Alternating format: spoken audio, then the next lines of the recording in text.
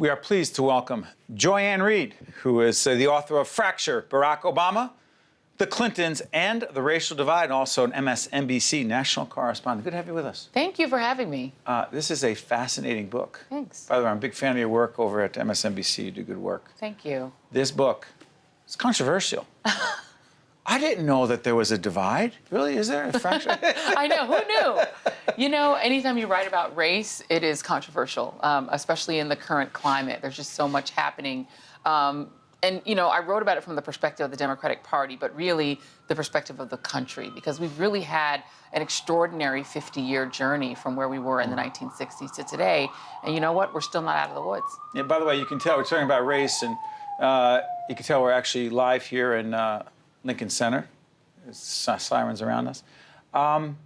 It's interesting because the question of race, as we do this program, as we end 2015, we'll be seeing it later as well in 2016. How honest do you believe we are, Joy, about our discussions about and around race? You know, I think everyone believes they're being honest about it, but everyone's perspectives are so different that any poll you look at shows that when we talk about issues of race, white Americans and black Americans, just generally and broadly, are speaking two completely different languages and seeing two different sets of facts. And there's really no common agreement on just basic things like whether racial discrimination is still active in the country. Very different numbers when you poll white Americans and African Americans, or when you poll Republicans and Democrats. And so we've got so many different divides within the country on the matter, whether it's between traditional Republicans and Tea Party members, or whether it's between middle-of-the-road Catholics and evangelical Protestants. There are so many different divides just on the basic facts about where we are as a country when it comes to race that we can't have one conversation. But you know, it's interesting because even within the African-American community, one of the arguments you make in this book is that there are some African-American leaders or leaders in the African-American community, like if you look at public broadcasting, people like Tavis, Smiley, an icon in our world, has been incredibly critical of the president, in part on the subject of race. Yeah. Because? And even before Barack Obama became president, I think the critique that Tavis Smiley was making of then Senator Obama really began during the campaign and really ratcheted up during the Jeremiah Wright controversy. It started with the then Senator Obama, declining to make his presidential announcement at a forum that Tavis Smiley was holding at the same time that Obama was in Springfield making this big announcement. That sort of personal tension then erupted really into the media landscape as Tavis Smiley began mounting really sharp critiques on the basic question of whether Barack Obama, given his background, really understands where most African Americans are in their lives and whether he could really lead or reflect them. And that became an increasingly harsh critique when both he and Cornel West really began questioning, once Barack Obama was president, just his basic humanity toward African Americans, whether he had a fear of free black men, as Cornel West said, whether he was, as Cornel West said, a black mascot of Wall Street. Dare I use that term? Yeah, and it became just incredibly personal. But in the beginning, it started with something a lot of African Americans were doing, which was questioning, can this person with this exotic background, is he actually an African American in the real sense? So if I use that term, black enough, is that the appropriate term? That's what people were asking. You know, I was doing radio back in 2007 when Senator Obama announced, and you definitely had questions that people were asking, you know, where did this guy come from? He's not a civil rights leader. He doesn't have a background in the church. He hasn't been in politics in the black sphere. Who is he? Where did he come from? And is he like us? And you definitely had those questions when you combined his background in Hawaii, the fact that he's lived so many years of his life overseas as a young kid, and just his whole deportment just came across to a lot of African Americans as not like them. So those questions had to be answered, along with the question of whether it was even fathomable that he could win. And a lot of African Americans doubted that a black man could be president of the United States in 2008. But then you have so many whites who will not accept Barack Obama as their president simply because, and by the way, there are some who disagree with President Obama on policy, but that's not what I'm talking about. I'm talking about some who will absolutely, categorically not accept him as their president, as our president, because he's black. Yeah, and I think that there are components of the reaction to Barack Obama that were political, that no Democrat who won that office was going to get the respect or the acceptance from his political opponents. But then there part of it that were almost hysterical, sort of, insinuations that he'd somehow stolen the White House, that he was an imposter, not really an American. He wasn't really born here. The birther movement. Is that about race, though?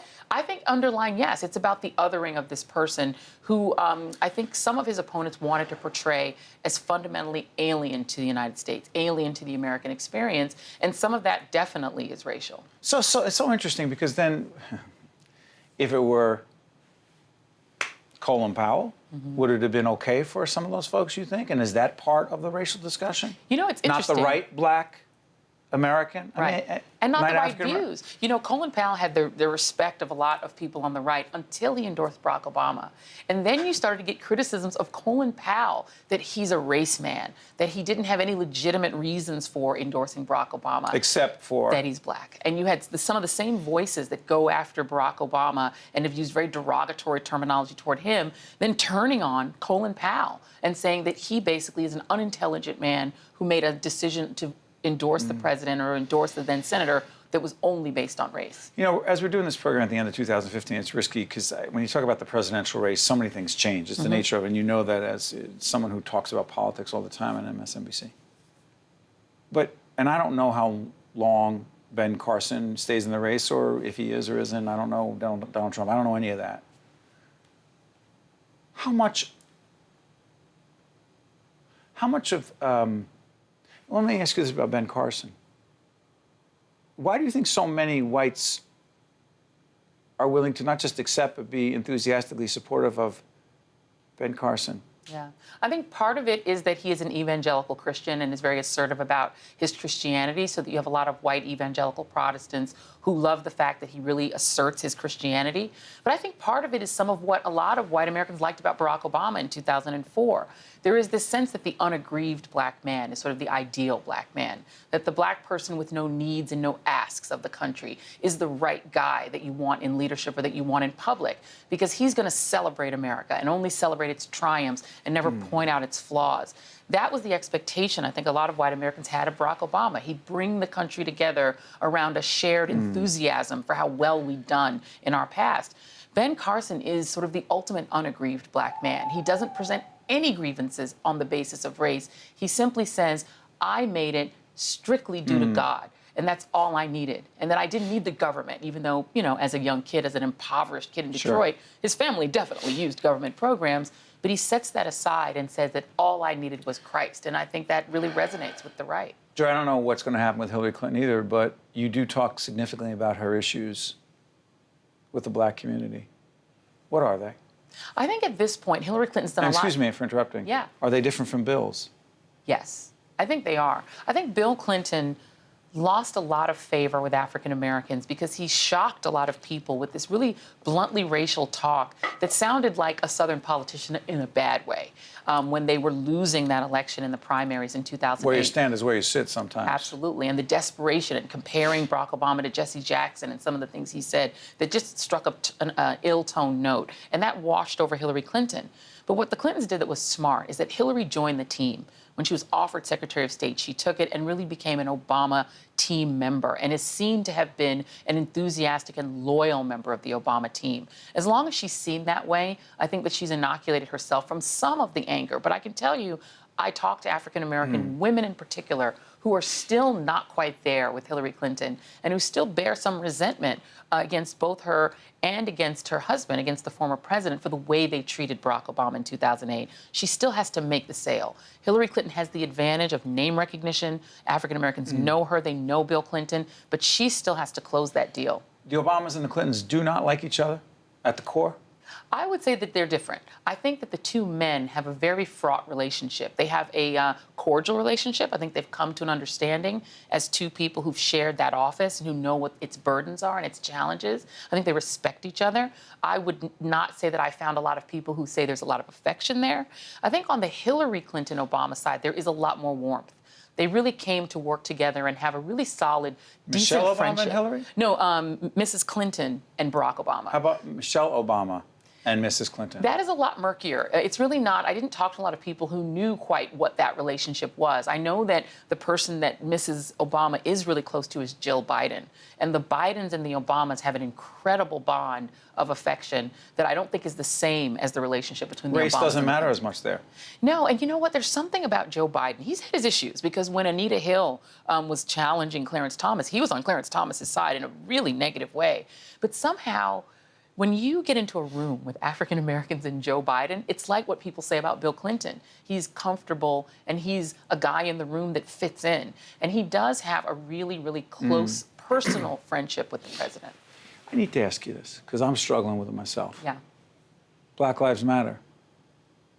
I don't want to play a word game. I'm not a person who engages in semantic splitting. When the question is asked, do Black Lives matter more? Of course they do not, because I can't tell my 4 kids that. But I don't know if that is the message. Is it? Well, the sort of unused word at the end of Black Lives Matter is not more, it's to or also. And so the implied message of Black Lives Matter is to say, in the landscape as these young activists see it, Black Lives matter less. And so it's an assertion that Black Lives matter too. They matter also. The word they're using isn't more. And is it unrealistic for whites and others to expect leaders in the African American community, when some in the Black Lives Matter movement hold rallies here in New York and other places across the country calling for the murder of police officers, to speak up and condemn that? Is that reasonable to expect? And if not, does that contribute to a positive dialogue around race? Well, the interesting thing, and I covered that march, it was a breakaway rally away from the march, which I was actually covering on the ground, 40,000 people peacefully marching through New York City. This breakaway crowd that went up on really the opposite side of where Macy's is. They were in a completely different area from the rest of the marchers, and who started this really sort of vicious chant. Well, they weren't part of the Black Lives Matter movement, which is a lot of things. It's a lot of different pieces, and it's not one organized group. And leaders of the Black Lives Matter movement that we know, the prominent leaders, absolutely did condemn that. And I don't think we can hold all white Americans responsible for the bad guys, for the Dylan Roofs of the world. You can't hold all of Black Lives Matter responsible for one fringe march. By the way, it was wrong, unfair of me to bring that up at the end of the program. We should talk about it longer. Joy, I wish you nothing but the best. Thank you so much. The book is called Fracture. It's a great book. Thank you. Thank you so much. Thanks for having me. That was great. One-on-One with Steve Adubato has been a production of the Caucus Educational Corporation, celebrating over 25 years of broadcast excellence. This special edition of One-on-One with Steve Adubato is brought to you from the Tisch WNET studios at Lincoln Center. Funding has been provided by Englewood Hospital and Medical Center, Wells Fargo, Delta Dental of New Jersey, New Jersey Council of County Colleges, PSE&G, the Mental Health Association in New Jersey, and by Cone Resnick. Transportation provided by Airbrook Limousine, serving the metropolitan New York, New Jersey area.